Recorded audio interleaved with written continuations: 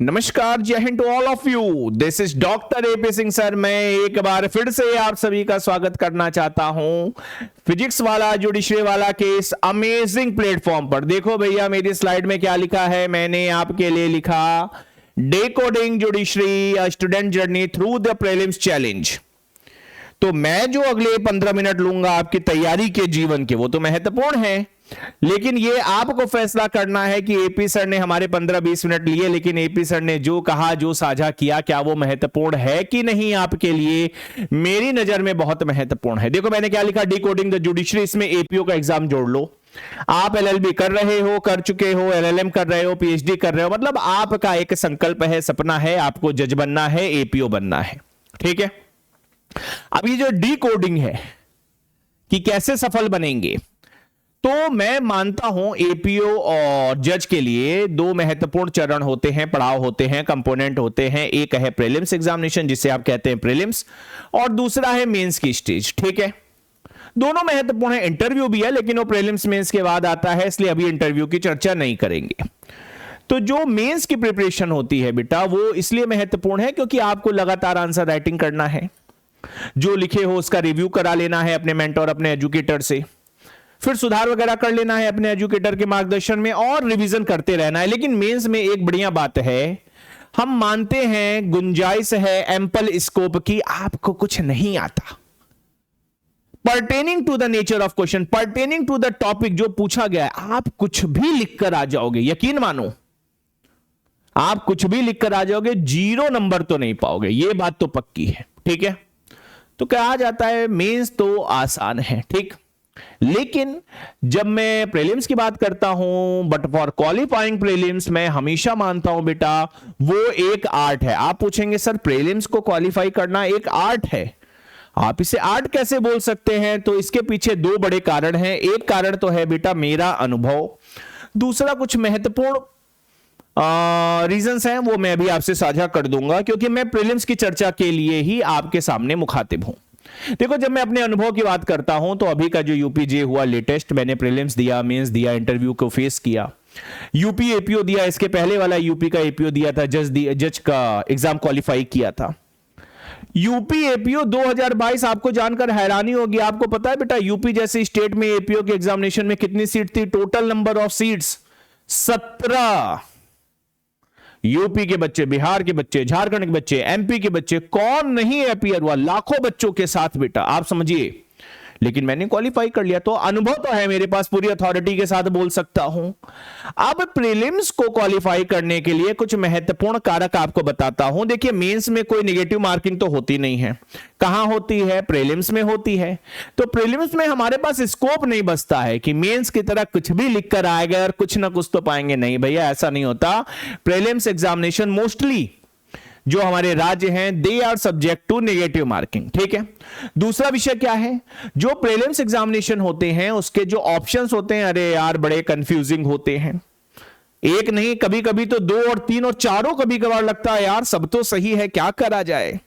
उसके बाद मैं मानता हूं जो बच्चा प्रीलिम्स की स्टेज में सीरियसली पार्टिसिपेट करता है, वो हजारों लाखों फैक्ट्स को याद करता है। मतलब आप समझिए यार, आपको सेक्शंस याद करने हैं, आपको एनफोर्सेबल डेट याद करनी है, आपको कमिटीज याद करनी है, आपको केस लॉज याद करने हैं, असर्शन रीजन से जुड़े सवाल आपको याद करने हैं, करेक्ट इनकरेक्ट को आपको सही करना है, मैच द फॉलोइंग करना है। मतलब प्रीलिम्स के जो सवाल होते हैं, आप अंदाजा नहीं लगा सकते हैं, डिटरमिन नहीं कर सकते हैं कि इतनी डाइवर्सिटी है। इसीलिए बेटा कहा जाता है कि देखो, बेयर एक्ट तो सभी बच्चे पढ़ेंगे, ठीक है, और मैं मानता हूं कि देखो जो बेयर एक्ट पढ़ेगा जरूरी तो नहीं है वो सफल हो जाए। मतलब सारे बच्चे बेयर एक्ट से तैयारी करते हैं, लेकिन क्या सभी सफल होते हैं? Absolutely not. लेकिन अगर हमें अपने सिलेक्शन को इंश्योर करना है, तो निश्चित तौर पर बेटा हमें कुछ तो ऐसा करना होगा जो दूसरे नहीं कर रहे हैं। मैं अपने अनुभव से आपको बता रहा हूं, I know so many of student जो इलाहाबाद विश्वविद्यालय के हैं, बीएचयू के हैं, जो बड़े अच्छे थे। They were very good in answer writing, उनकी ओरेशन बहुत अच्छी थी, बड़े अच्छे स्पीकर थे, लेकिन बेटा उनसे प्रीलिम्स नहीं निकलता था। और ये केवल मेरा अनुभव नहीं है, ये आपका भी अनुभव है। जब आप एमसीक्यू देते होंगे, जब तमाम बच्चे हरियाणा में अभी अपीयर हुए थे, राजस्थान में हुए थे, भैया प्रीलिम्स वाकई कठिन होता है मेंस के पर्सपेक्टिव में, ठीक है।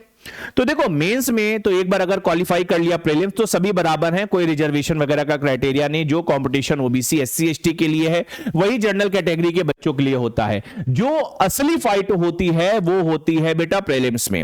तो पीडब्ल्यू जुडिशरी वाला हमेशा ये संकल्प लेता है, हमेशा उसकी स्ट्रेटेजी का ये वाइटल पार्ट रहता है कि जो जरूरत है इस देश के जो एस्पिरेंट हैं उनके लिए वो डिलीवर कर दो, और जो सबसे महत्वपूर्ण विषय है at a very very economical price, ठीक है। जो जुडिशियल एस्पिरेंट थे उनको फाउंडेशन बैच की जरूरत थी, इकोनॉमिकल प्राइस पे थी। नीति 1, नीति 2, नीति 3, नीति 4 और जुडिशियल जस्टिस बैच आया कि नहीं आया, आप बताओ। एक दो बच्चे पढ़ रहे हैं, सैकड़ों हजारों बच्चे पढ़ रहे हैं। और पूरी गारंटी प्रतिबद्धता के साथ मैं कह सकता हूं कि जो हमारे फाउंडेशन बैच हैं वो इस देश के सबसे इकोनॉमिकल बैच हैं। जो फैकल्टीज पढ़ा रही हैं वो इस देश की जबरदस्त चुनिंदा बेहतरीन फैकल्टीज हैं। तमाम बच्चे जो एनरोल्ड हैं जस्टिस में, नीति में, मैं चाहूंगा भैया आप कमेंट सेक्शन में बताओ मैं सही बोल रहा हूं गलत बोल रहा हूं, आपकी पढ़ाई कैसी चल रही है। बोनाफाइड ओपिनियन बताओ, ट्रू ओपिनियन बताओ, जो हो रहा है उसे शेयर करने में क्या जाता है, ताकि दूसरों के लिए भी बेटा मार्गदर्शन बन सको। एआईबी के एग्जाम के लिए जरूरत थी, वकालत बैच चल रहा है, हम लोग लगातार, मैं लगातार 3 दिन से पढ़ा रहा हूं, निधि मैम पढ़ा रही हैं, अभी श्रीवी मैम आएंगी। Now it is turn for dedicated prelims batch.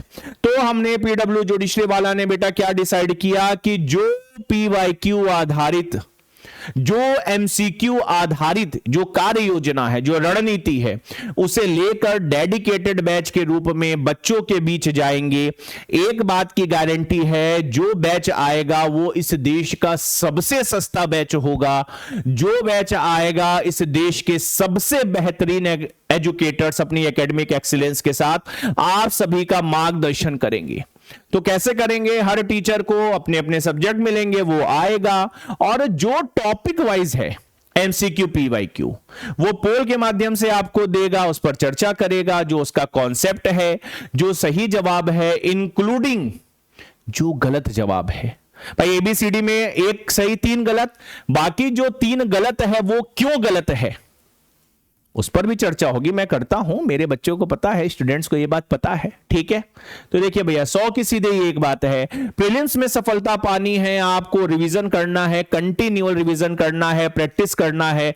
जो गलत हो रहा है उसका नोट्स बनाओ, जहां कंफ्यूजन है, जिस ऑप्शन में कंफ्यूजन है उसका नोट्स बनाओ और लगातार उसका बेटा रिवीजन करो। यकीन मानो आप कितनी भी थ्योरी पढ़ लो, हर बार एमसीक्यू की दुनिया में जाओगे यू विल गेट सरप्राइज कि अरे इस तरीके से भी इस विषय को सोचा जा सकता है। तो पीडब्ल्यू जुडिशरी वाला बहुत ही जल्द बेटा प्रीलिम्स को लेकर एक बिल्कुल डेडिकेटेड बैच ला रहा है स्टेट जुडिशरी एस्पिरेंट के लिए, एपीओ के लिए। उस बैच का नाम है धर्मा जुडिशरी एमसीक्यू बैच, ठीक है। कल 6 बजे मैं आप सभी की उपस्थिति चाहूंगा। इस बैच के जो डिटेल्स हैं वो आप सभी को दिए जाएंगे, जैसे अपना मोडस ऑपरेंडाई है किसी भी बैच को इंट्रोड्यूस करने का, लॉन्च करने का। लेकिन कल का इवेंट बहुत महत्वपूर्ण है। कल 6 बजे मैं आप सभी से कहूंगा भैया तैयारी कर लो, आधे घंटे का इवेंट होगा, हम सारे एजुकेटर आपके बीच आएंगे और इस बैच की जो कार्य प्रणाली है वो आपसे साझा करेंगे। मैंने हमेशा कहा है संकल्प सही समय पे लो, मैं फिर से कहता हूं लेट्स मेक इट टुगेदर। एक साथ बेटा सफलता की रणनीति पर आगे बढ़ेंगे, सफल होंगे। इसी के साथ मैं अपनी वाणी को विराम देता हूं। कल शाम 6 बजे आप तैयार रहेंगे। यदि आपको इस बैच से जुड़ी कोई महत्वपूर्ण जानकारी चाहिए, ये मेरा पीडब्ल्यू का ऑफिशियल चैनल है, ये बिल्कुल ओपन है, आप मुझे मैसेज कर सकते हैं। कल 6 बजे इसी चैनल पर मैं और हमारे साथी सभी आपके साथ इस धर्मा बैच को बेटा इसकी डिटेल को जानेंगे। तो चलिए, thank you so much everyone. मैंने आपसे कहा था मैं 15 मिनट में अपनी बातों को रखूंगा, प्रीलिम्स के इंपॉर्टेंस को बताऊंगा। तो चलो, thank you so much, Jai Hind to all of you.